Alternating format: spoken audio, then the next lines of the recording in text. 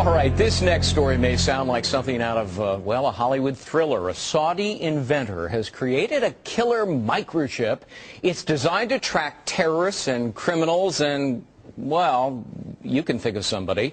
Not only does it include a GPS device, it also has a lethal dose of cyanide, which can be activated at any time. You get my point?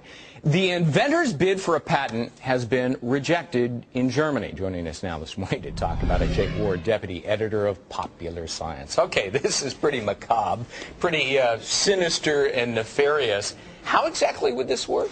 Well, there's a category of technology that involves GPS tracking systems being shrunk down to the size where you could actually implant it surgically. And we've seen a number of applications for this.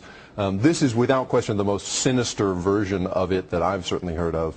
And the notion of tracking criminals is not new, but the notion of killing them remotely, I think, is a whole new thing. Yeah, and Germany says, look, we're not going to approve this. That's because right. For that very purpose. And apparently, in some of the paperwork in applying for the patent, you could track fugitives from justice, terrorists, illegal immigrants, criminals, political opponents, defectors, and Saudi Arabians who don't return home from pilgrimage.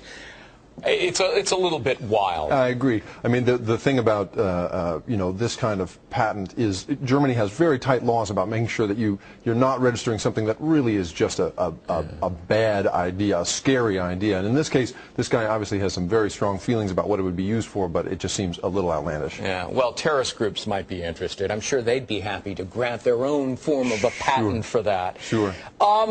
The bigger world, though, of GPS, talk to us about how it's being used to, for example, track sex offenders? Sure. The Washington State legislature right now is considering the possibility of registering perhaps 100 sex offenders with a GPS chip that's implanted in their shoulder because they've found that a few of them have been wearing them on their wrists and then have cut them off, which just defeats the purpose. And so, but the larger world of this technology is actually pretty happy stuff. I mean, there is new technology for tracking Alzheimer's patients, who who may wander away. Right. Sure. Tracking the vital signs of professional athletes from the sideline. There's been a couple of cases in which football players have collapsed of heat exhaustion, and seeing the early warning signs of that. There's technology that sort of allows you to do that remotely.